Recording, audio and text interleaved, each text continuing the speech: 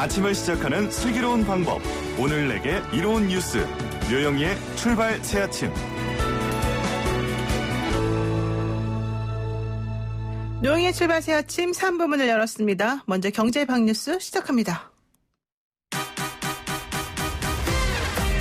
알면 대박, 모르면 쪽박. 경제 방뉴스. 복잡하고 어려운 경제 이야기를 쉽고 재밌게 풀어드리는 시간입니다. 알면 대박, 모르면 쪽박. 경제 방뉴스 참 좋은 경제연구소 이인철 소장 만나겠습니다. 소장님 안녕하세요. 예, 안녕하세요. 네, 정부가 올해 0.1%의 경제 성장률 전망치를 제시를 했습니다. 결과적으로는 플러스 성장을 달성하기 위해서 재정과 세제 등에서 모든 역량을 총동원한다, 이런 얘기까지 하고 있는데요. 그렇습니다. 어제 문재인 대통령 주재로 6차 비상경제회의를 통해서 2020년 하반기 경제정책 방향을 확정 발표했습니다. 먼저 정부는 이 코로나19 충격으로 올해 경제성장률 전망치 0.1%로 수정을 했습니다.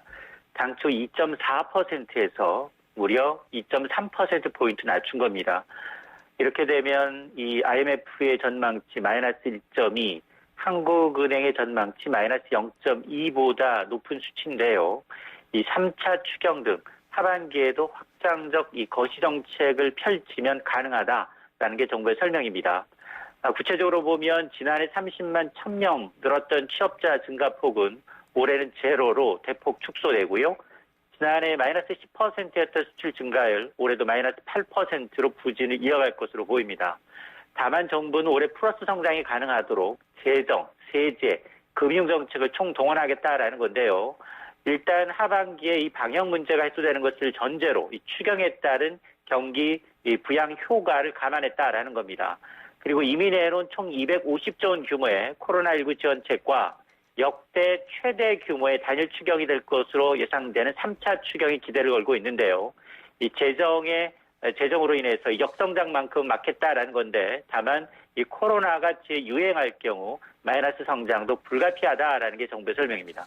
네, 정부가 내놓은 이런 경제 성장률 전망치가 달성이 되려면은 코로나가 좀 진정이 되고 우리나라뿐만 아니라 전 세계적으로 또 대면 소비가 계속해서 좀 안정적으로 이루어져야 된다라고 하는 전제가 있는 것 같은데 이게 가능할까요? 그렇습니다. 일단 경제 위기 극복을 위해서 이제 한국판 뉴딜의 방향성도 제시했는데요. 구체적인 내용은 이제 7월에 공개가 됩니다. 정부가 이제 포스트 코로나 시대 이 한국 경제 도약을 위한 이 프로젝트인 한국판 뉴딜에 오는 2025년까지 총 76조 원을 쏟아붓겠다라고 밝혔습니다. 한국판 뉴딜은 이 전 국민 고용 안정망 기반 위에 디지털 뉴딜, 그린 뉴딜 이 두 개의 큰 축으로 추진이 되는데요. 디지털 뉴딜은 데이터와 이 AI와 같은 비대면 산업을 육성하고 원격 교육이나 근무 인프라도 확충하겠다라는 겁니다. 그린 뉴딜은 이 신재생 에너지 지원을 늘리고 친환경 인프라도 확대하겠다라는 건데요. 그리고 여기에 이제 고용보험 등 이 특수 고용직까지 단계적으로 확대하는 전 국민을 대상으로 한 고용 안전망을 확충하겠다라는 겁니다. 자, 오는 2022년까지 1단기 사업에 31조 3천억 원을 투입을 해서 지속 가능한 좋은 일자리 55만 개를 만들겠다라는 계획입니다. 네, 한국판 뉴딜이 성공하기 위해서는 우선 정부가 대규모 재정 지출을 먼저 해서 활성화를 좀 위한 발판을 마련해야 되겠지만 더 큰 문제는 그 이후에 민간 부문이 움직여서 자율적으로 돌아가도록 해야 되는 거 아니겠습니까? 그렇습니다. 그래서 정부가 이제 소비 활성화를 유도하기 위해서 우선 이제 숙박, 관광, 외식과 같은 8개 분야에 한 1,684억 원 규모의 쿠폰을 발행해서 소비 약 9천억 원을 촉진시키겠다라는 겁니다. 우선 7월부터 승용차 구매 시 개별 소비세 인하폭은 기존의 70에서 30%로 축소가 됩니다. 다만 이제 100만 원 이내 한도가 사라지기 때문에 고가의 차를 살수록 혜택이 더 늘어날 수 있고요. 두 번째는 이제 신용카드 소득 공제가 이제 공제율은 없어지지만 한도 8월부터 이제 코로나19 피해 업종에 한해서 최대 한도 200만 원에서 300만 원 선인 신용카드, 체크카드의 소득 공제 한도를 더 늘릴 계획입니다. 구체적인 건 이제 다음 달 공개가 되고요. 세 번째는 에너지 고효율 가전기기를 사게 되면 30만 원 한도 내에서 구매 금액의 10%를 할인해주는 사업 규모도 3배로 더 늘리고요. 그리고 이 대상 품목도 의료 건조기가 추가가 됩니다. 이외에도 이제 기업 투자 활성화를 위해서 어떤 시설에 투자를 하더라도 항목별 칸막이를 없애서 전체 투자의 기준으로 세액 공제 받을 수 있도록 제도를 개편하기로 했습니다. 네, 그렇군요. 정부가 소비 활성화를 위해서 이런 식으로 하게 되면은 조금 경제 사정이 좋아질 것 같기는 한데, 어떻게 될지 모르겠네요. 자, 그리고요. 홍남기 경제부총리가 추가 긴급재난지원금 지급은 없다. 이렇게 딱 잘라 말했네요. 그렇습니다. 홍남기 경제부총리가 이제 3차 추가 경정 예산 규모는 30조 플러스 알파 이상이지만 기존의 이제 역대 최대 규모로 이제 추경이 뛰어넘을 것이다라고 밝혔습니다. 그러면서 이 4차 추경과 추가 긴급재난지원금 지급에 대해서는 선을 그었습니다. 정부는 이 4차 추경에 대해서 검토한 바가 없고 재정당국을 맡은 입장에서 추가적인 긴급재난지원금 지급도 생각하고 있지 않다라는 겁니다. 그러면서 이제 고용보험 확대 기본방침은 내놨지만 올해 연말까지 고용보험의 사각지대를 해소하기 위해서 고용보험 로드맵은 발표하겠다라는 건데요. 이와 함께 이제 전 국민을 대상으로 한 이 긴급재난지원금을 다시 지원하는 방안에 대해서는 적절하지 않다라면서 어려움을 겪는 이 계층을 중심으로 맞춤형으로 지원하는 대책에 대해서는 계속 고민하겠다라고 언급을 했습니다. 네, 그렇군요. 오늘 말씀 여기까지 듣겠습니다. 고맙습니다. 네, 고맙습니다. 네, 지금까지 참조원경제연구소 이인철 소장이었습니다. 친절한 시사, 시원한 통찰, 노영희의 출발 새 아침, 슬기로운 인터뷰.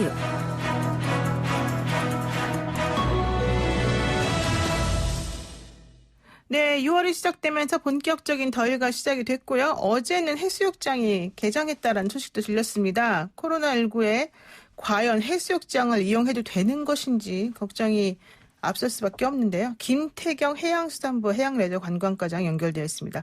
과장님 안녕하세요. 네, 안녕하세요. 네, 우선 주요 해수욕장 개장 일정이 지금 나와 있습니까?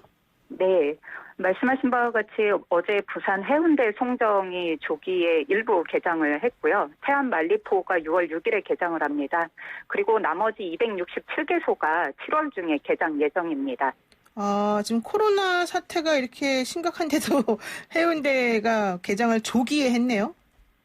예, 사실은 해수욕장은 개장 여부와 상관없이 자유롭게 이용하실 수 있는 공간입니다. 네네. 그렇기 때문에 이제 많은 분들이 오시다 보니까 해운대 쪽에서도 오시는 분들의 안전 관리를 위해서 안전 개장이라는 이름으로 일부에 대해서 개장을 한 것으로 알고 있습니다. 그렇군요. 지금 사람들이 그만큼 부산에 많이 가고 있다 이렇게 봐도 되는 거예요, 그러면?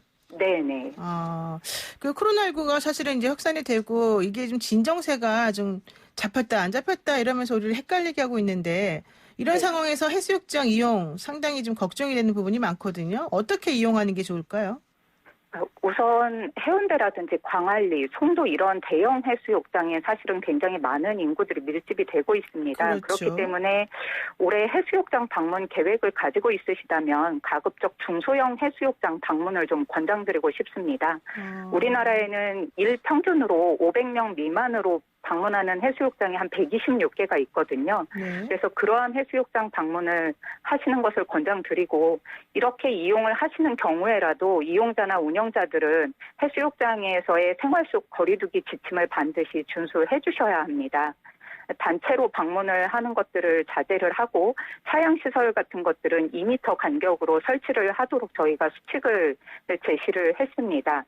또한 샤워장이나 이런 다중이용 시설 시에는 일반적으로 적용되는 발열 체크라든지 방문객 작성 이러한 부분들을 충실히 좀 응해 주셨으면 합니다. 네. 이번에 뭐 해수욕장 개장은 하지만 뭐 파라솔을 설치한다거나 뭐 차양막을 설치하는 거 이런 건 안 하기로 했다면서요? 예, 그게 지금 해운대 같은 경우가 아까 말씀드린 안전 개장이라는 것이 법상으로는 개장이지만 인구 이렇게 밀집되는 것들을 좀 더 감소시키고자 6월 한 달 동안은 설치하지 않는 것으로 결정을 했습니다. 그렇군요. 그리고 조금 전에 그 중소형 해수욕장이 한 126개 정도 있고 이런 해수욕장은 하루 평균 그 찾는 사람들의 수가 500명 미만이다 이렇게 말씀하셨는데 그런 네. 그 중소형 해수욕장이 어디에 있는지를 알려면 우리가 뭐 인터넷 같은 곳에 좀 쳐보면 됩니까? 네, 저희가 6월 15일까지 저희와 이제 해양수산부와 각 지자체가 그러한 해수욕장에 대한 정보와 그리고 숙박, 연관 관광지들을 정리를 해서 해수부 홈페이지는 물론 지자체 홈페이지에 우선 등재를 하려고 합니다. 아, 그렇군요. 홈페이지 쪽은 찾아보면 되겠군요. 네. 그런데 제가 좀 걱정되는 게 있습니다. 조금 전에 해수욕장 이용하더라도 개인 방역이나 이런 건 좀 철저히 해달라고 말했는데 그럼 결국 마스크를 쓰고 해수욕장을 찾아라 이런 얘기가 되나요? 어떻게 마스크를 쓰고 해수욕장에 갈 수 있죠? 우선은 저희가 이제 수칙을 제시한 것은 물놀이실을 제외하고 해변에 계실 동안은 가급적 착용하시는 것을 권장을 하고는 있습니다. 근데 사실 우리 그냥 소비자 저같이 그냥 단순히 생각해보면 차라리 닫아라. 왜 이걸 열어놓고는 우리를 이렇게 하느냐. 오히려 더 괴롭다 이런 얘기도 좀 하는 것 같은데요. 네, 그러한 수칙의 실효성에 대한 의문이나 많은 우려가 있다는 점을 충분히 알고 있습니다. 그러나 가급적 수칙을 지키면서라도 이러한 해수욕장 이용과 같은 일상생활이 유지되도록 하려는 그러한 정부의 노력이라고 이해해 주시면 좋겠습니다. 네. 그러나 6월 한 달 동안 이러한 수칙들이 정말로 어느 정도 가능한 것인지 조기 개장한 해수욕장에 대해서 저희가 모니터링을 하고요. 네. 각 해수욕장의 방역 준비 상황들을 점검해서 여러 가지 이용 제한이라든지 다른 결론에 이를 수도 있습니다. 또한 전국적인 코로나19 추이에 따라서 언제든 이러한 조치들은 좀 바뀔 가능성들이 있습니다. 네, 그러니까 한 달 동안 한번 시범적으로 운영을 해보고 이게 문제점이 뭔지 잘 되고 있는 게 뭔지 파악해서 구체적인 계획을 좀 더 세우거나 아니면은 계획을 아예 바꾸거나 할 수도 있다 이런 얘기잖아요. 네. 지금 해수욕장 내에서 거리두기 같은 것들은 사실은 그러면 사람을 많이 거기에 배치를 해서 일반적으로 지도를 하고 이런 형식으로 이루어질까요? 아니면은 알아서 해라 이렇게 이루어질까요? 네. 저희가 지금 현재는 운영 인력을 좀 더 투입하는 방법을 고려를 하고 있고 지자체와 협의 중에 있습니다. 네, 그렇군요. 예, 끝으로 코로나19에 대응하는 바람직한 여름 피서 방법 있으면 좀 알려주시죠. 예, 앞서 말씀드렸듯이 한적한 해수욕장을 좀 가족 단위로 소규모로 이용하시기를 권장을 드리고요. 네. 저희가 여러 가지 이제 수칙을 제시는 했지만 결국은 이것은 개개인의 좀 참여가 필요한 부분이라서 그러한 수칙의 준수도 좀 잘 해주실 것을 당부드립니다. 네, 알겠습니다. 오늘 말씀 여기까지 듣겠습니다. 고맙습니다. 네. 지금까지 김태경 해양수산부 해양레저관광과장이었습니다.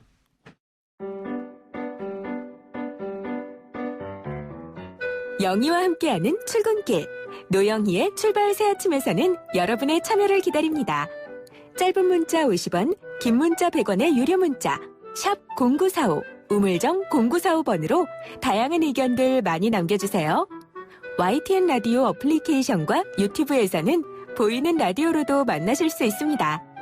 청취자와 대화하는 시사라디오 노영희의 출발 새 아침 계속해서 이어집니다.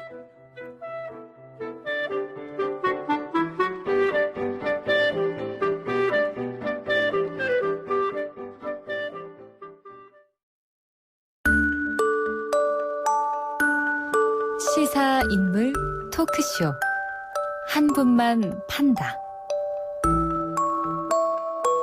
네, 한 명의 인물과 그를 둘러싼 이슈를 끝까지 파보는 시간입니다. 시사인물 토크쇼 한 분만 판다 시작하겠습니다. 함께하실 두 분 소개하는데요. 김영성 시사평론가 나오셨고요. 네, 안녕하세요. 김현석입니다. 네, 김태현 의사 나오셨습니다. 안녕하세요. 오늘 아주 핑크색으로 또 넥타이를 매셨군요. 그러니까. 의미가 있나요? 아니요, 그냥 통합의 색이잖아요. 아, 그런가요? 핑크당. 저희가 제가 그런 거 신경 쓰는 사람 아니에요. 그거밖에 없는 거 아니에요, 넥타이가? 하늘색 메고 나오면 무슨 더불어민주당이야, 그러면 내가? 하늘색이 없잖아요, 일단. 있어요. 있어요? 한 번도 못 봤는데. 있어요. 있는데. 비대위원장에 대한 어필. 이렇게 볼 수 있는 거죠. 그런 걸 수도 있군요. 그거요. 어쨌든 열심히 하세요. 이게 맞아가지고 칼라가. 한번 치면 되잖아. 하얀. 굳이 그렇게까지 또. 자, 우리가 좀 전에 그 해수욕장 개장에 대해서 얘기를 했어요. 그리고 그 해양레저관광과장을 연결해서 어떻게 해수욕장에서 거리두기나 이런 걸 할 수 있느냐 물어봤는데 조금 전에 8284님 우리 애청자분께서 이런 문자를 주십니다.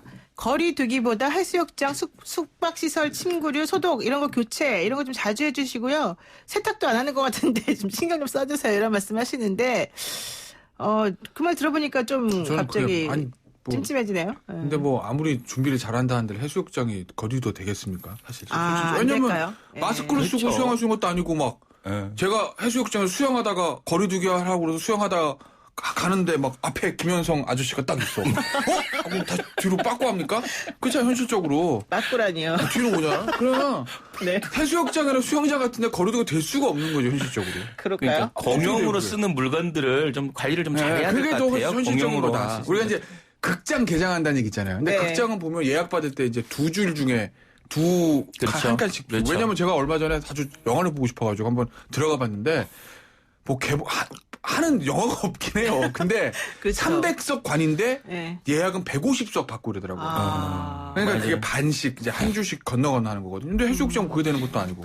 제가 아는 어렵죠. CGV 그 큰 대학 영화관은 월세를 6개월 동안 안 내겠다 이렇게 선언을 했답니다. 아니 이게 잘안 상식적으로 돼가지고. 보면 네. 해수욕장의 면적에 따라서 예를 들면 그 입장 인원을 또 통제하는 것도 하나의 일종의 과잉대응일 수 있는 그런 방법일 수 있을 것 같아요. 예를 들면 입장 인원을 그렇죠. 오, 예를 들면 좋은 해수욕장 생각이네요. 면적에 따라서 네네. 예? 그 면적에 맞는 인원을 좀 이렇게 통제를 해서 선제적으로 좀 대응하는 것도 방법이 아닐까 싶습니다. 네, 그렇군요. 자, 레드웨어님께서 이렇게 얘기하시네요. 남자는 핑크죠. 김태현 변호사님 예뻐요. 아, 감사합니다. 김무성계 아니신가요? 전직 보스가 은퇴하면 다 뭔가 좀 이제. 이렇게 다- 고도의 디스인데. 아이고, 뭐 디스요? 근데 이분은 착하신 분이에요. 자, 뭐가 디스요? 뭐 나빠? 그게? 그러니까요. 예. 모래밭에 성극기 아닙니까? 이러는데. 예? 뭐요? 아, 아니에요. 모래밭 됐어요. 청국기. 네. 그렇지. 바닷물이 오면 이제 없어지니까. 뭐 반려도 싹싹 지울 수가 있습니다. 자, 직접적인 얘기 한번 해보겠습니다. 21대 국회가 문을 활짝 열었는데요. 두 분 21대 국회에서 활동 뭐 좀 할 게 있습니까? 두 분이 혹시? 그런 거 없겠죠? 제가 무슨 날 그래서 혹은 뭐 21대 국회 바란다 이런 거 있어요? 뭐 없어요? 전 진짜 잘하는 거. 자, 한번 네. 우리가 새내기 초선과 관력의 최고참을 한번 만나보겠습니다.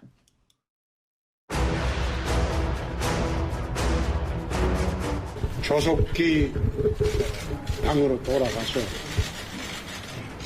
당을 정상화시키는데 큰 역할을 할 수 있도록 그렇게 하도록 하겠습니다. 대구시와 한 약속, 대한민국과 한 약속은 반드시 지키도록 하겠습니다. 30년의 수많은 사실을 재정리하는 일이 생각보다 쉽지 않았습니다. 저는 제 의정활동에 얽힌 실타래를 풀어가는 노력과 함께 할머니들의 그 뜻을 이룰 수 있도록 지난 30여 년보다 더 열심히 노력하고 싶습니다.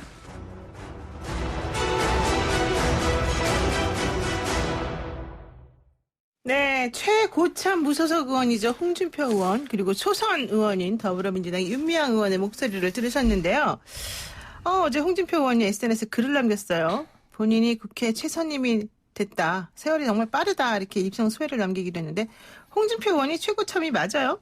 맞죠. 오. 그러니까 최고참이라는 게 나이가 제일 많다. 네. 선수가 제일 많다가 아니라 네. 뭐가- 중간에 들어온 그러니까 96년 총선에 들어왔거든요. 아, 그러니까 본인이 네. 이제 96학번이다 그러잖아요. 네. 그러니까 96년 총선이 14대 15대. 15대. 네. 그러니까 다른 15대에 들어온 사람들을 본인 하나밖에 없다는 거예요. 왜냐하면 생각을 해보면 15대 때 여야를 막론하고 맹장들이 많이 들어왔죠. 그러니까 이 보수 정당 계열에는 이재호, 존칭 빼고 김문수, 김무성 다 15대입니다. 근데 그런 말로 하면 네. 이게 정확하진 않아요. 그러니까 왜요? 뭐냐면, 그러니까 네. 선수나 내가 통합당 계열에서 96학번이다라고 하면 맞는데 네. 이쪽도 하나 있어요. 이쪽이 누군데요? 그러니까 김민석 의원이 96년에 입성을 했어요. 그럼 15대 국회의원 출신이에요? 그렇죠. 15대 국회의원 두 출신이고 분 다 똑같네요. 김민석 의원과 같이 입성한 분이 추미애 의원하고 정동영 의원 이 개가 같이 했거든요. 그래서 그렇게 보면 96학번은 두 사람인 거죠. 그러네요. 어떻게 최고참. 그러니까 본인의 예를 들면 보수 진영에서 내가 최고로 학번이 높다. 최고선 이렇게 말하면 맞는데 전체적으로 봤을 때는 96학번이 있다. 예, 이렇게 보면 됩니다. 그럼 정확하지 않은 96년도에 국회의원 당선됐다가 중간에 계속 안 되다가 이번에 됐으면 그래도 역시 최선임입니까? 지금 이 말로 하면 그렇죠. 이게 청문표 의원식으로 얘기하면 네. 96년에 온 사람이 내가 처음이다, 마지막이다. 박병석 의장조차도 2000년 그렇죠. 공공학번이다 이렇게 얘기했으니까 네네. 이 말대로만 하면 김민석 의원도 깨줘야죠. 그렇군요. 그런데 왜 부끄럽게도 제가 최고참이 됐다면서 부끄럽단 말을 했을까요? 이제 그렇게 오래 했는데 아무것도 해놓은 게 없다 뭐 이런 거겠죠. 여보세요. 왜 이러세요? 진짜. 아니 이제 그렇게 오랫동안 국회의원으로서 기회를 줬는데 본인이 네. 이룬 게 더 없고 지금은 또 어떻게 보면 본인의 어떤 당에서 네. 사실상 쫓겨난 거잖아요. 황교안 대표 시절에 쫓겨나서 결국은 무소속으로 당선은 됐지만 언제 다시 들어올지 모르는 네. 본인의 아주 그냥 처량한 처지를 얘기하신 게 오늘 아닌가 엄청 싶어요. 세게 말씀하십니다. 왜 저렇게 오늘 말씀하실까요? 겸양의 표현을 뭐 저렇게까지 디스를 할 이유가 있을까? 아니 난 사실상 모르겠네. 아니 이게 어진 나라는 거죠. 홍 의원님하고 별로 관계가 안 좋으세요? 아니 좋고 안 나쁨을 떠나서 본인의 이제 홍 의원한테 빙의를 해보면 그렇다. 아, 내가 빙의로 빙의로 들어가 보니 아침부터? 본인의 이제 처량한 처지를 얘기하시는 게 아닌가 싶어요. 상당히 제가 기대했던 것 같고 다른 반응이 지금 나오고 있습니다. 김태면 선생님 말씀해 주시죠. 근데 별로 본인은 뭐 그렇게 본인이 96년에 초선이 달아서 지금까지 왔는데 아무것도 해놓은 게 없어서 부끄럽다라는 생각으로 절정하진 않았을 그랬을 거예요. 것 같지 그건 않아요. 아니고. 본인이 해놓은 게 없다고 생각하지 아이고, 않을 것 같은데. 그럼. 이렇게 봐도. 그게 겸양이 있는 사람은 아니, 아니에요. 그러니까 이 부끄럽게, 그 자꾸 이렇게 특정에 자꾸 디스하지 마시고. 예. 그러니까 부끄럽게들한 표현은 우리 이제 일상생활에서 쓰는 관용적 표현 아니에요. 내가 본인이 이제 한 번도 써본 적이 없잖아요. 김태면 선생님. 그래. 저요? 네. 뭐 이제 뭐 일상적으로 부끄러운지 써본 적이 아세요? 부끄러울 없는 만한 거예요, 일을 한 게 없어서 저는. 예. 아, 그래요? 또? 아니 어쨌든 이제 본인이 역시. 어떤 가장 높은 자리라든지 뭐 그런 자리에 갔을 때 아예 제가 부끄럽게 이 자리에 왔습니다라는 뭐 그런 표현들 하지 않습니까? 관용적으로. 저한테 3294님께서 아기 피부 같은 노영희 변호사님 오늘 아침 모습 보기 좋습니다. 이렇게 말씀하셨는데 이거 되게 부끄럽습니다. 사실 아기 피부 같지 않습니다. 네. 방송이 어수선하다. 네, 오늘 원래 그렇게 하는 건데요. 자, 이거 한번 얘기해 볼게요. 뭐 홍준표 의원 미래통합당 복당 될까요? 안 될까요?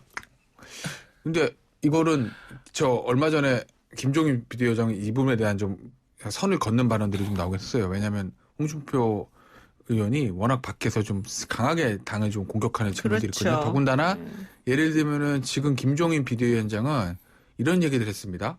저 연찬회에서 앞으로 보수 진보 중도 이런 말 쓰지 마. 그게 중요한 게 아니야. 코로나19 이후에 정말 새로운 어떤 완전히 우리나라뿐만 아니라 전 세계 패러다임이 바뀔 텐데 언제 보수 진보 이거 잡고 있냐. 이제 그런 거 중요한 이런 얘기를 했어요. 맞는 말 아닌가요? 맞는 말이에요. 네, 저도. 네. 맞는 말이라고 봐요. 왜냐하면 저는 개인적으로 정말 세계 2차 대전 이후에 세계가 한번 싹 바뀌었잖아요. 모든 게 바뀌었잖아요. 2차 대전. 저는 코로나19 이후에 그런 시대가 올 것 같은 약간 걱정과 두려움도 있거든요. 네. 그러니까 거기에 앞서 나가야 되는 게 정치권이잖아요, 사실은. 그래서 김종인 비대위원장이 그런 얘기를 했으니까 맞는 얘기인데 당 밖에 있는 홍준표 의원 같은 사람은 거기서도 굉장히 이제 반발이라고 그래야 될까? 그런 멘트들이 나왔어요.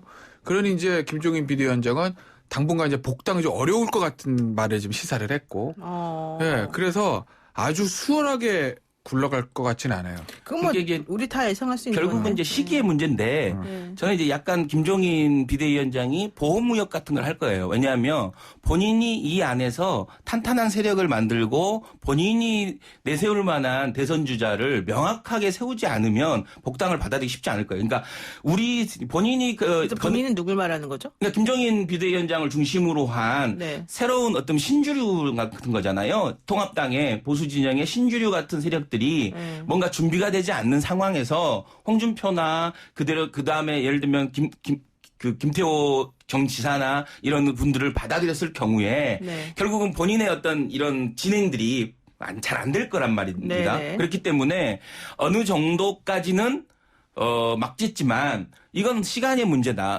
영원히 막을 수는 없다. 왜냐하면 이 보수의 지금 상황은 결국은 그 집권에 대한 어떤 가능성이 굉장히 낮아진 상황에서 네. 영원히 이 지금 밖에 있는 세력들을 밖에 두는 것 자체가 명분이 어렵고 지금 김태현 변호사 얘기했듯이 본인 뭐 보수나 진보냐 뭐 따지지 말자. 흑모백묘. 예를 들면 집권하는 사람이 대장 아니냐 이런 약간 그런 뉘앙스인데 네. 결국은 사람들을 모아서 힘을 모으지 않고 그렇게 할 수가 없기 때문에 아마 이제 보호무역 하듯이 일정 정도 일종의 막아놓긴 하겠지만 이제 어느 정도 본인의 세력이 공고해지면 자연스럽게 받아들이지 않을까 싶습니다. 네, 그렇군요. 홍준표 의원이 이런 글을 남겼다고 하나요? 뿌리 없는 정치 기술로는 국민을 속일 수는 없다. 이게 주어가 없이 뿌리가 없는 정치 기술을 하는 사람이 도대체 누굴까요? 국민을 속일 수 없는. 김종인 비대위원장이 얘기하는 거죠. 오히려 저는 황교안 쪽이 더 무게가 있을 수도 있어요. 그러니까 그래요? 김종인도 같이 지금 황교안 대표도 전 대표도 왜냐면 포함된 얘기다. 생각해보면 뿌리 없는 정치 기술. 뿌리가 없다. 여기는 보수당 아니냐. 우리는 보수 아니냐. 보수라는 뿌리를 잊어버리고 네. 정치 기술. 아까 제가 얘기했던 보수 진보 중도 이딴 얘기 하지 마. 그게 중요한 게 아니야. 라는 것들, 그걸 이제 정치 기술로서 좀 폄하하는 거죠. 네. 그러니까 본인은, 그러니까 여기에 드러나는 게 뭐냐면 본인은 이제 정통 보수주의자의 길을 가겠다는 거 아니겠습니까? 네. 그러니까 오히려 그걸 바탕으로 해서 좀 도모를 하는 것 같아요. 왜냐하면 어차피 지금 김종인 비대위원장 때문에 당의 이념적 좌표가 굳이 얘기하면 하나 좌클릭을 하고 정말 보수, 진보, 중도 이런 말 쓰지 말고 실용적으로 코로나19 이후에 다가올 경제 위기를 대처하는 정치적 정당의 자세로 정치적 자세를 제가 태어난다고 가정을 하면 네. 정통 보수주의자의 오히려 공간이 열린다는 거죠. 홍준표 대표 입장에서 보면. 그 김종인 비대위원장을 끌고 가는 당의 좌표를 따라가기보다 본인의 원래 자리를 지키는 게 본인의 어떤 정치적 미래에서 활로를 찾기는 더 낫다라는 판단을 하는 거죠. 그래요. 이제 다른 결과를 원하면 같은 방법을 반복하는 건 어리석은 짓이다라는 말처럼 네. 지금 어찌됐든 김종인 비대위원장은 그동안에 해왔던 방법으로는 다른 결과를 만들 수 없다라고 해서 네. 새로운 길을 만들고 있는 거거든요. 만약에 홍준표 전 의원이 지금 말씀하신 것처럼 네. 보수의 길을 통해 갖고 뭔가를 도모하고 있다라면 크게 잘못하는 거죠. 어떻게 보면 진짜 정치 술수이고 정략일 뿐이라고. 근데 이게요 참 어려운 문제인데 저도 김종인 비대위원장의 길이 맞다고 봅니다. 네. 그리고 새로운 어떤 대선에서 미래통합당이 보수정당이 미래통합당으로 대선을 치를지 이름을 바꿀지 이름 모르겠습니다만 바꾼다면서요. 예, 그 보수정당이 대함 대선에서 뭔가 그래도 승부를 보기 위해서는 기존의 문법과는 새로운 문법, 새로운 패러다임으로 붙어야 그렇죠. 되는 거예요. 그러니까 김종인 비대위원장이 말이 맞아요. 하지만 제가 홍준표 대표라고 하면 네. 홍준표 대표 빙의이 돼서 생각해보면 김종인 비대위원 따라가지 않을 오늘 거거든요. 빙의들을 많이 왜냐하면 그렇게 따라가서는 본인은 아류밖에 안 되거든요. 그렇죠. 맞아요. 그러니 차라리 그러면. 그리고 홍준표라는 사람들에 대한 사람들이 보고 있는 이미지가 있는데 거기다 갑자기 홍준표 대표가 지금 나와가지고 뭐 이제 보수 진보 이런 거 안 하고 나 실용주의 할랍니다라고 한다고 사람들이 진정성 밀어주겠어요? 차라리 원래 본인이 하던 위치를 고수하는 게 차라리 낫다. 이게 최선은 아니지만 네. 차선책이다. 그러니까 뭐 공을 따라다니기보다는 네. 어떤 지역을 지키고 있으면서 공이 여길 기다리겠다. 언제나 한번 올 거니까 뭐 이런 생각이신 것 같아요. 근데 결국 이번에 홍준표 의원의 목표는 대권일 텐데 네. 지금 이런 스탠스를 취하거나 이런 식으로 계속해서 반박하고 SNS로 뭔가 얘기하고 계속 싸우고 이런 모습을 취해서 과연 앞으로 본인이 원하는 목표를 이룰 수 있습니까? 없죠. 없는데 없는데 네. 그러니까 예를 들면 김종인 비대위원장의 노선을 따라가는 거는 더 없어요. 홍준표 대표. 차라리 예를 들어서 2017년 대선 나왔던 사람들 중에서 유승민 의원이라면 좀 내 얘기는 달라요. 네. 유승민은 워낙 이념적으로 좀 플렉서블한 이미지가 있고 그렇죠. 경제 어떤 경제통이라는 이미지가 쪽이 있고 있죠. 예. 정책통이라는 이미지가 있기 때문에 김종인 비대위원장의 노선과 같이 간다고 하더라도 흐름이 좀 맞아 들어가고 오히려 본인한테 더 잘 어울리거든요. 그런데 홍준표 대표가 거길 따라간다는 거 완전히 안 어울리는 옷이기 때문에 그건 확률적으로 더 낫다. 아마 본인은 그렇게 판단했을 거예요. 홍준표 의원은 이제 그런 게 기본적으로 깔려 있는 것 같아요. 이제 야권의 유력 주자는 지금 3분 정도 지금 얘기되잖아요. 누굽니까? 홍준표, 유승민, 뭐 안철수 현재로서. 왜 그러니까 원희룡 지사도 자기가 대권 나가겠다 선언하지 않았습니까? 선언했지만 지금 현실적으로는 지금 이제 조사 자체에서는 안 굉장히 낮게 됩니까? 나오고 있지 않습니까? 네. 그래서 이 3분 중에 그러니까 야권은 후보를 만들기가 굉장히 어려워요. 왜냐하면 여권은 상대적으로 네. 장관 자리는 총리 자리든 임명직 자리가 있기 때문에 좀 뭔가 그 대권 후보를 만들어내는 약간은 프로토콜이 좀 있는데 네. 야권은 생각보다는 어렵거든요. 여기에는 어떻게 보면 김종인 비대위원장이 지금 30, 40대 중심의 경제 전문가로 야권의 대선 후보를 만들겠다고 하는데 그거 어렵다. 봐라. 결국은 지금 논의되고 있는 사람들 중에서 결정될 거다라는 그런 자신감이 있을 거예요. 근데 아마 지금 현재 좀 더 협상이나 현재 좀 더 보타진다 그러나요? 네. 더 마음이 급한 사람은 김종인 비대위원장일 수 있어요. 왜냐하면 만들어내니까. 여기서 뭔가 새로운 걸 만들어내는 거잖아요. 근데 네. 여론이라는 게 지금 그런 거잖아요. 지금 당위론적으로는 그런 얘기를 할 수 있어요. 새로운 사람이 필요하고 새로운 이념이 필요하고 새로운 길이 필요하다라고 얘기는 할 수 있지만 그러면 누구냐? 그래서 이제 김종인 비대위원장이 김태현이야 라고 했을 때 아니면 예를 들면 우리 앵커님 노형이야 라고 했을 때 사람들이 네. 느끼는 반응은 완전 다를 거거든요. 네. 그래서 아마 지금 현재 급한 사람은 오히려 김종인 비대위원장이다. 그걸 예를 들면 홍준표 지금 의원은 어차피 지금 후보로서는 논의되고 계속 논의되고 있기 때문에 이걸 계속해서 장기화시켜서 그래서 여론에서 관심 속에서 멀어지면 안 되는 거예요. 네. 기본은 가지고 가는 거죠. 네, 저는요. 저 정확한 분석이에요. 네, 오늘은 이제 또 두 번째로 얘기할 분이 있기 때문에 여기까지 홍준표 의원에 대한 얘기는 하고요. 21대 국회 새내기 소선 중에서 아주 그냥 핫한 인물 중에 한 분이 바로 더불어민주당 윤미향 의원이죠.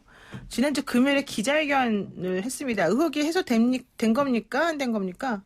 본인이 아니다. 네, 그러니까 본인 아닌 건 아니라는 거구나. 들으시게 근데 의혹이 해소됐습니까? 아니, 아니면 전혀. 전혀 안 됐습니까? 그러니까 어떤 아까 부분이? 윤미향 의원의 말이 맞다 틀리다 정확히 표현하면 윤미향 의원의 당시 기자회견에 나왔던 말이 맞다 틀리다를 판단할 수가 없죠, 우리는. 아무런 근거가 없으니까. 증거를 내놓지 않았으니까. 그렇죠. 그러니까 네. 그냥 본인이 아니다라고 했지 왜 아닌지에 대한 구체적인 자료를 제시한 건 없죠. 그러니까 네. 김혜영 최고위원이 네. 그 얘기를 하는 거 아니에요. 당 최고의 회의에서. 야, 뭔가를 내놔야지 그냥 아니다 하면 되냐? 이런 얘기들. 그러니 근거가 없기 때문에 윤미향 의원의 말이 맞다?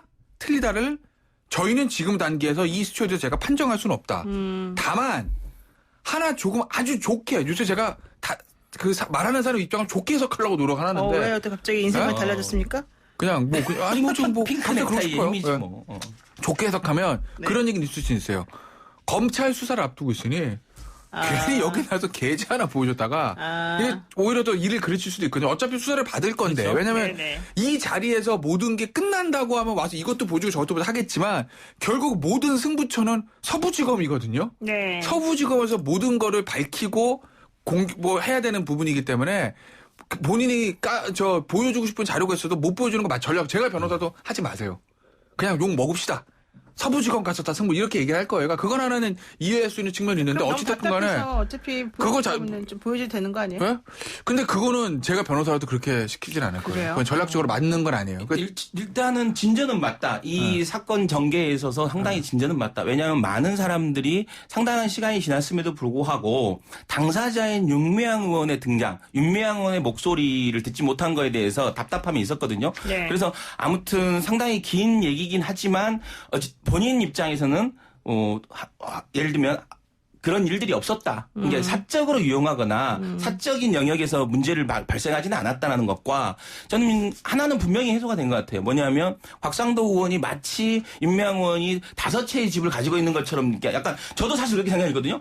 5채의 집을 뭐 했다. 그래서 언론 보도가 좀 그런 거 아닙니까? 네, 5채를 의원의 문제가 아니라 곽상도 의원의 언론사를 보도나 잘못 읽으신 거예요. 그러니까 저도 이제 그렇게 생각했어요. 보도를 보고. 그런데 결국은 실제로는 그 5번의 거래가 있었다라는 거잖아요. 그래서 이제 그런 부분이라든가 그리고 어떻게 보면 이제 본인이 얘기한 내용들 중에서 이 안성 쉼터 같은 경우에 감가상각 얘기는 상당히 조금 이 전문가들 사이에서는 이해하기 쉽지 않은 해명이지 않았나 뭐 이런 아쉬움들은 좀 있습니다. 그렇군요. 근데 또 이제 어제 태평양 전쟁 희생자 유족회에서 이제 기자회견을 하지 않았습니까? 윤미향 의원을 사퇴를 촉구하고 뭐 정의원도 해체하라 이렇게 주장하면서 할머니들이 생전에 윤미향 의원을 무서워했다 이런 얘기를 했어요. 근데 이거 이제 왜 나오는 거예요? 이거는 아직은 저희가 좀 조심스럽게 말씀드릴 수밖에 없는데 일단은 정의원 쪽이 여기에 대한 해명이 안 나와서 입장이 그러니까 입장이 안 나왔기 때문에 저희가 이거에 대해서 뭐라고 지금 참 논평하기 좀 애매한 부분이 있으니까 좀 굉장히 조심스러운 부분이거든요.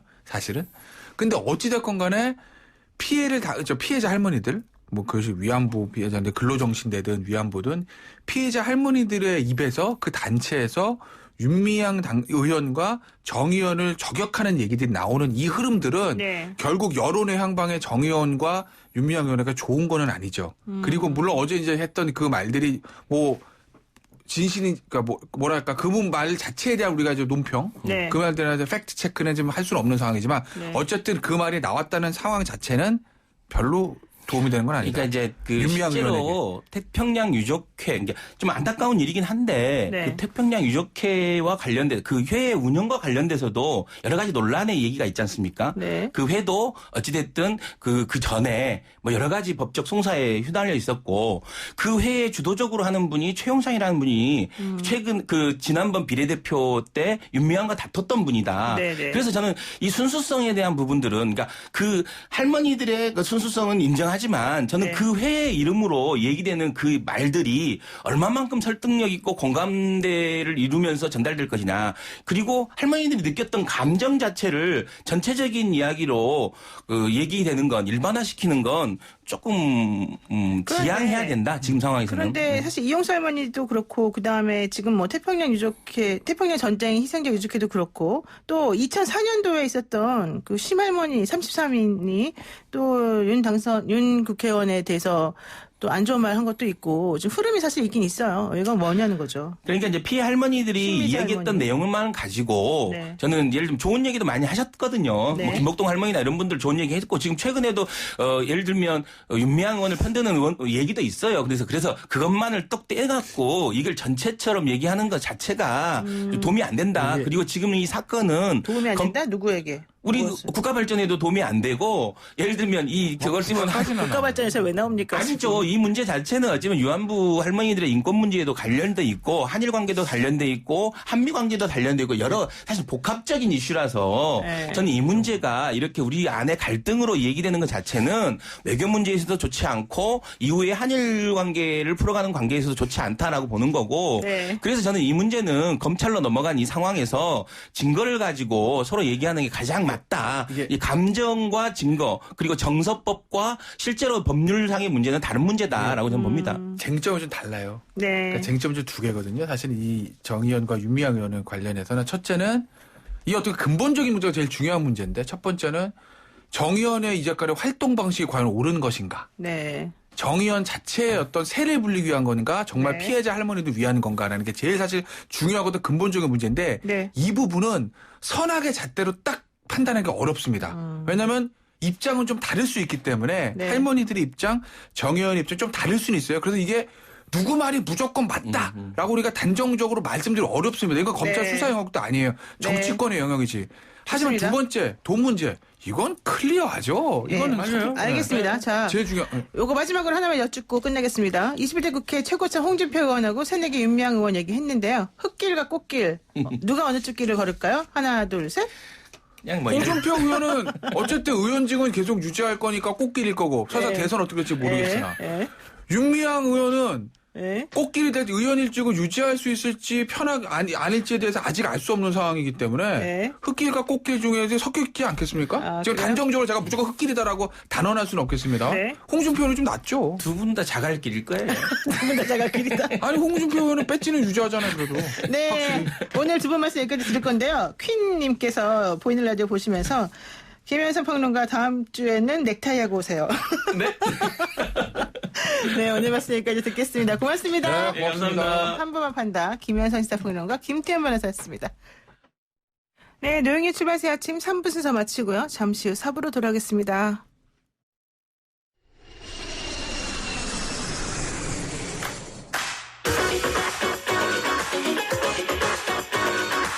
뉴스 탐구 생활 못 떠나도 고! 탁PD의 국제 뉴스.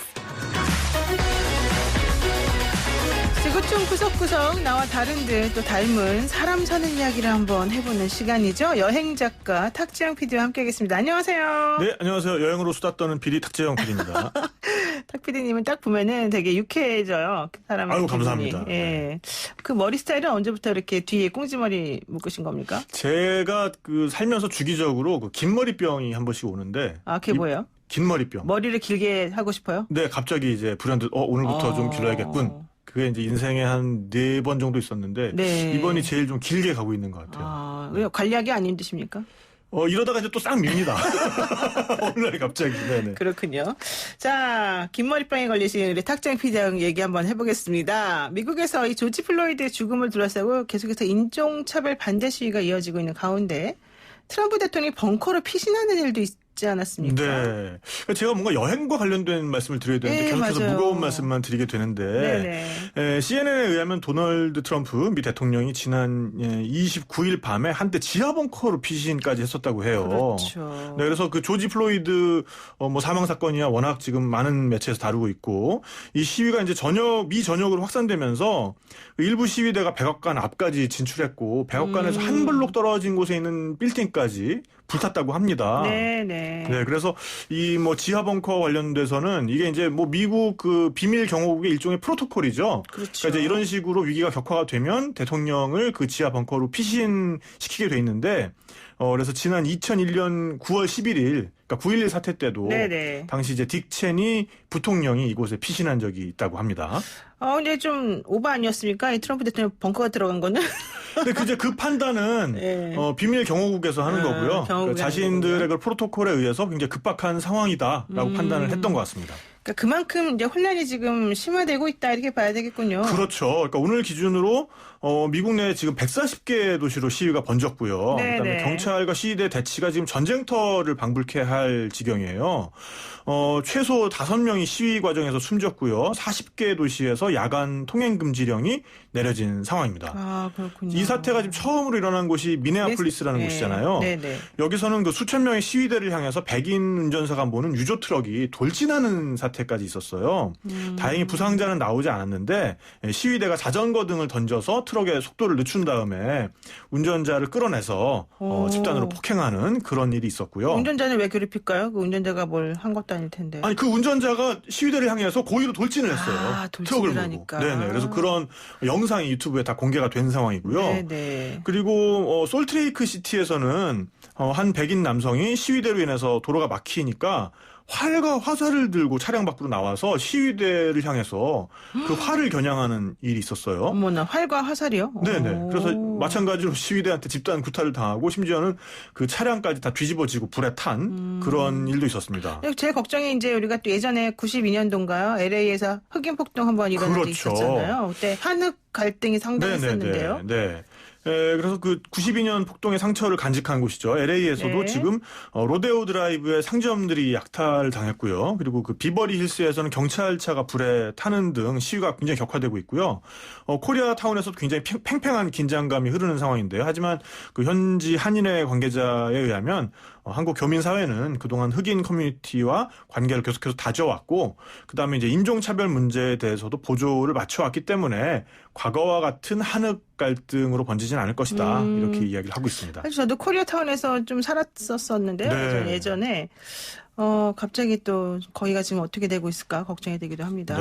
자, 그런데 어쨌든 이제 각계각층에서 동조 시위가 이루어지기도 하고요. 또 그 뉴욕 시장의 딸이 시위에 참여했다가 또 체포됐다는 얘기가 있더라고요. 그러니까 이번 시위가 과거와 굉장히 다른 점이 뭐 흑인뿐만 아니라 백인들 그리고 아시안들까지 시위에 가세하고 있다는 게 굉장히 좀 다른데요.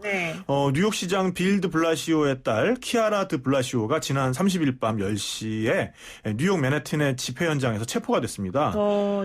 정작 빌 드 블라시오 뉴욕시장은 백인이죠, 원래. 네, 백인이죠. 근데 이제 부인이 흑인입니다. 그래서 자식들의 경우에는 일남 일녀가 있는데 흑백 혼혈이에요. 그래서 그 시장은 이제 딸이 체포되고 나서 1시간 후에 기자회견을 통해서 모든 평화로운 시위대에 감사드리고 그들을 존중한다. 하지만 이제는 집으로 돌아갈 때다. 이렇게 이야기를 하면서 시위대 해산을 촉구를 했습니다. 그러니까 이 뉴욕시장의 딸은 이제 본인을 약간 흑인으로 좀 정체성을 느끼고 있던 찰나에 이런 일이 벌어지니까 참여를 한 거군요. 그렇죠. 그러니까 외모나 이런 거를 보면은 그러니까 왜 머리를 그 아프로 헤어라고 하잖아요. 그러니까 그 곱슬머리를 그대로 드러내는 그런 걸 볼 때 굉장히 흑인으로서의 정체성과 자부심 같은 거를 굉장히 느끼고 있는 것 같아요. 마이클 조던도 성명을 냈다면서요? 그렇습니다. 이게 굉장히 이례적인데요. 마이클 조던은 그동안 정치적인 문제나 인종 간의 문제에 대해서는 굉장히 발언을 아껴왔던 사람입니다. 일례로 1990년에 노스캐롤라이나에서 흑인 상원의원 후보가 나왔는데요. 하비 겐트라는 인물이었는데 이분에 대한 그 공개 지지 성명까지 하지 않으면서 그때 굉장히 유명한 말을 했어요. 뭐라고 했습니까? 공화당원도 운동화를 산다. 이게 무슨 말이에요? 이게 무슨 말이냐면 그 에어 조던이라 그래서 자신의 이름을 딴 그 운동화 시리즈가 있잖아요. 그렇죠. 이거의 판매가 자기 수입의 굉장히 큰 부분인데 그러니까 자기가 이런 말을 했다가는 이제 공화당원들이 그들도 그 에어조던 운동화는 사는데 이 사람들이 그걸 안 사게 될 수도 있다라는 뜻을 함의하고 있는 그런 말이었죠. 그러니까 그 흑인 상원 의원을 자기가 공개적으로 지지를 하게 되면 네네. 공화당원들이 반발할 것이고 네네. 본인은 수입원이 없어질 수 있다. 네네네. 운동화 판매가 안 되니까 네네네. 말할 수 없다. 이거였거든요. 네, 그런 마이클 조던이었는데 이번 네. 사태에 대해서는 네. 우리의 단합된 목소리로 지도자들을 압박해서 법을 바꾸거나 투표를 통해 체제의 변화를 만들어야 된다는 굉장히 강력한 그 성명을 냈습니다. 이제는 운동화 안 파나 보죠? 다 팔았나 보죠, 이제? 이제는 뭐 구단주까지 되셨고 NBA 구단주까지 되셨고 그렇죠. 에어조던 뭐 안 팔아도 먹고 살만하다 이런 뜻일까요? 네, 그리고 미국뿐만 아니라 영국, 독일, 덴마크 등에서도 미국 대사관 앞에서 이 조지 플로이드의 죽음에 항의하는 그런 시위가 잇따르고 있는 실정입니다. 그런데 참 저는 안타까운 게 이제 미국은 워낙 다인종 그 국민들이 있는 나라이기도 네. 하기 때문에 뭐 항상 갈등이 있겠습니다만은 네네. 이게 계속해서 반복된다는 게 더 문제 아닙니까? 그러니까 이게 미국 경찰의 어떤 역사성이랑도 좀 맥락이 맞닿아 있는데요. 그렇죠.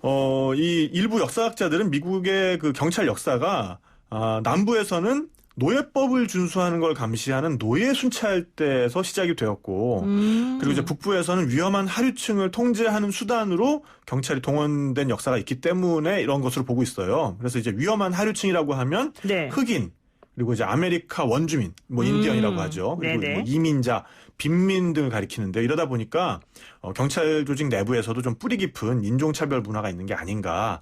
그리고 이런 것들이 어지간해서는 바뀌지 않는 게 지금 현실인 것 같습니다. 노예 순찰대에서 이 경찰 역사가 시작이 되니까 뭐 그 뿌리를 생각해 보면 사실 아주 깊이 들어가 보면은 네네. 이게 해결이 안 될 가능성도 좀 있어 네네네. 보이기도 하네요. 그런데 그래도 사실 이렇게 하면 안 되는데 이번에 코로나19 사태로 인해서 가장 또 피해를 많이 본 사람들이 흑인이라면서요. 그렇죠.